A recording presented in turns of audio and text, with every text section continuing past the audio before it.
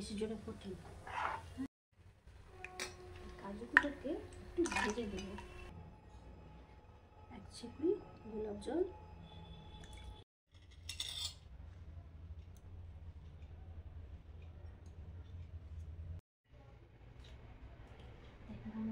দুর্গার সামনে রাখা যায় না, তাই এরকম করে নর্মাল করলাম।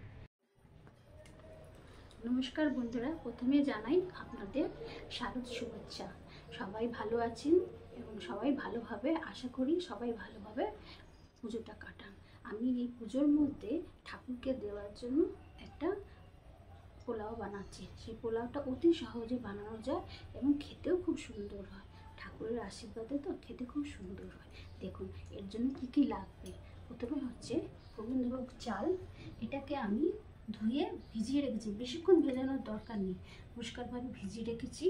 আচ্ছা, এই দুধের মধ্যে আমি হচ্ছে গাইছা মার্কা এই রঙটা দিয়েছি, হলুদ রং আনার জন্য। যদি আপনাদের হলুদ না থাকে, এই রঙটা যদি না থাকে তাহলে হলুদ দিলেও হয়ে যাবে। হ্যাঁ, আচ্ছা, এর মধ্যে যাবে একটু আতর, একটু গোলাপ জল।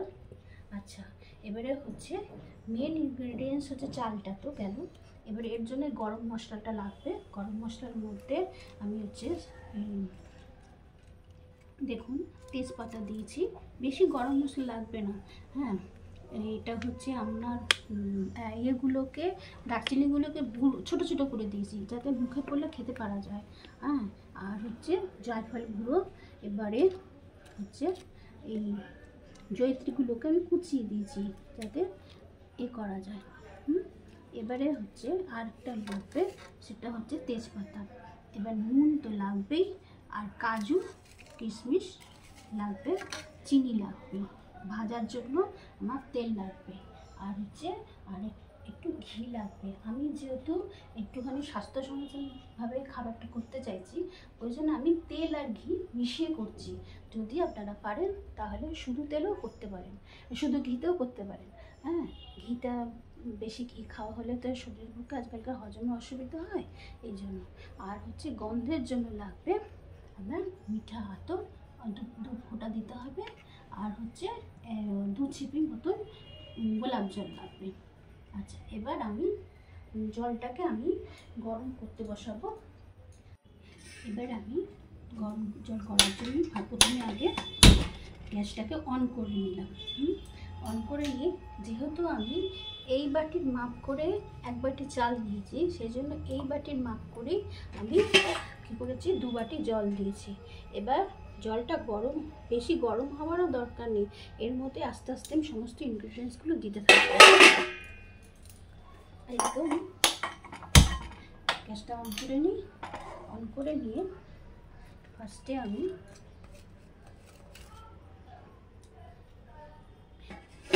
এই জলটার মধ্যে আমি পরিমাণ মতো নুন দিয়ে দিলাম।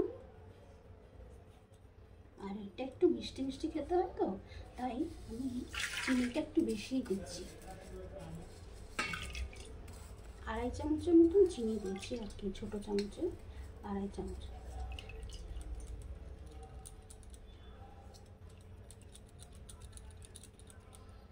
এবারে হচ্ছে আমি জলটা ততক্ষণ গরম হোক। এবার এই তেলটা একটু গরম হয়ে গেছে, আর একটু গরম হোক। আচ্ছা, এই স্টার আনিসটা বলতে আমি ভুলে গেছি, এটা দিলেও আর একটু খুব সুন্দর গন্ধ বেরোয়। হ্যাঁ, এটাকেও আমি একটু তেলে ভেজে নেবো।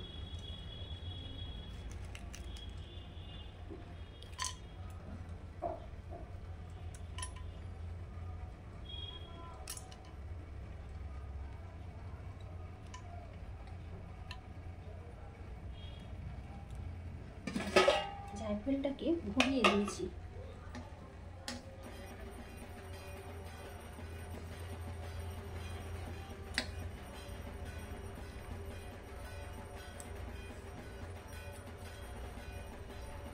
কাজুগুলোকে একটু ভেজে দেবো, এটা সুন্দর লাগবে।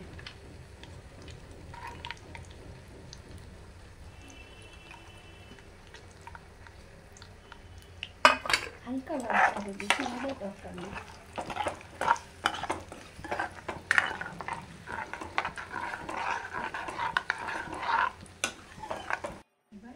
যেহেতু জলটা খুব ধরে গেছে সেই জন্য এর মধ্যে আমি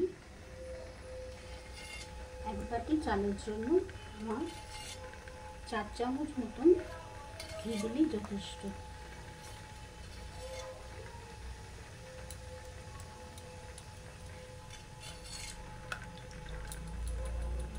ছোটো চামচে 4 চামচ ঘি দিলাম। এবারে আমি একটু গরম মশলার গুঁড়ো ছড়িয়ে দিচ্ছি জলটার মধ্যে। জলটা হালকা হালকা করে ফুটছে, কিন্তু বেশি জোরে ফুটে না।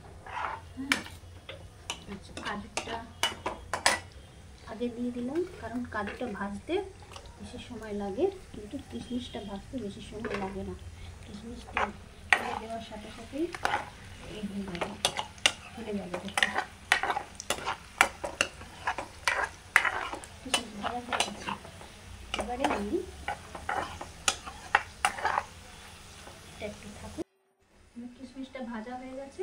এবার আমি চালটা দিয়ে দেবো জলের মধ্যে। দেখুন জলটা গরম হয়ে গেছে, একটু বাড়িয়ে দিলাম। দিয়ে এবারে কেশরটাকে আমি যে দুধের মধ্যে ভিজিয়ে রেখেছিলাম সেই রংটা দিয়ে দিলাম।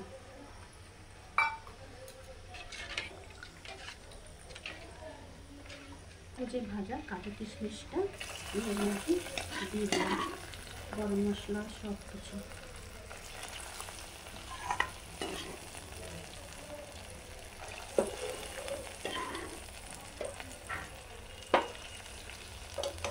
ভাজা যে তেলটা আছে সেই তেলটা একটা দিয়ে দিলাম। এবারে আমি লাস্টে চালটা দেবো।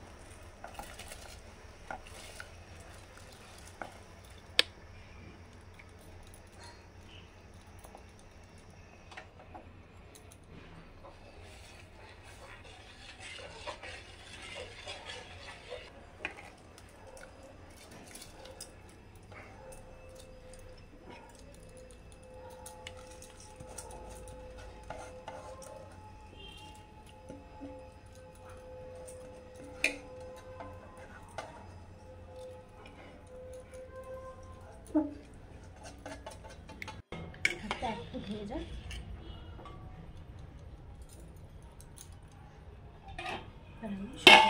চাপা দিয়ে দিই একটা ফুট হোক।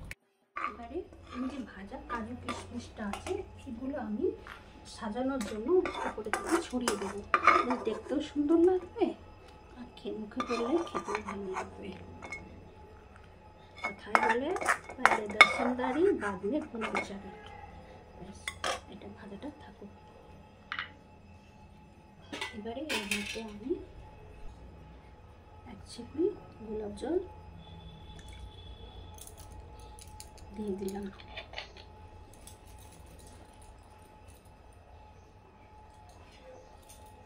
যাতে সব চালতে মিশে যায়, একটু নাড়িয়ে দিলাম।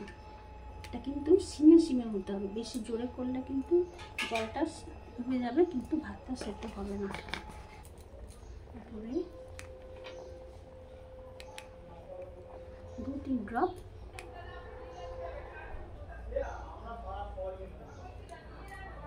আতর দিয়ে দিলাম।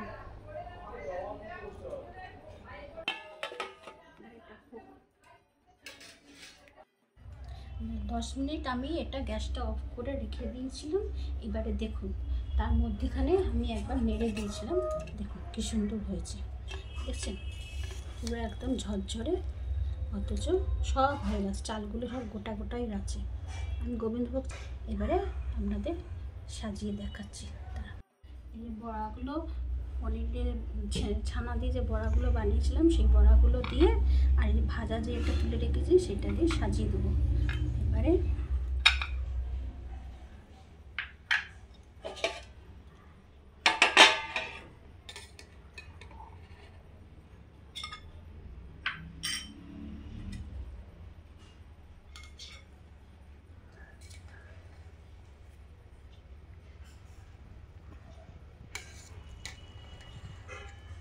দেখুন একটা একটা দানা পুরো ভুনা যাবে।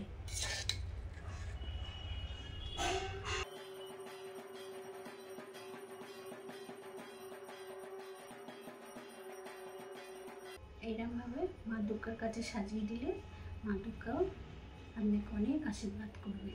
এটা দেখুন কত সুন্দর দেখতে হয়েছে, ঝরঝরে, ঘরে বানানো, এমন কোনো জিনিস নয় যে ঘরে পাওয়া যায় না।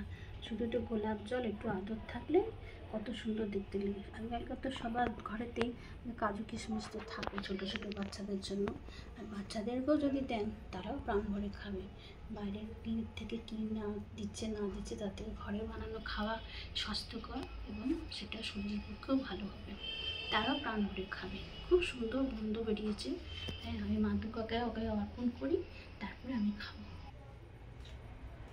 দেখুন আমার দুর্গার সামনে তো রাখার জায়গা নেই, তাই এরকম করে আমি অর্পণ করলাম মা দুর্গা মিষ্টি।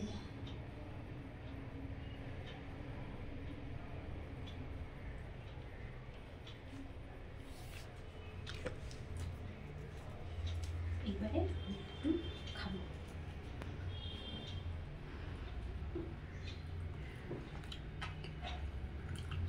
মিষ্টি মিষ্টি খেতে খুব ভালোই হয়েছে।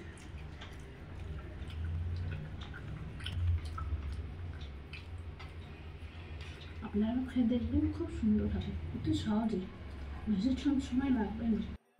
এটা রেসিপিটা করবেন, আর যদি ভালো লাগে সেটা দয়া করে কমেন্টস করে আমাকে জানাবেন যে কেমন হয়েছে না হয়েছে, তাহলে আমিও একটু উৎসাহিত হব আরও অন্য কিছু রান্না করার জন্য। ধন্যবাদ।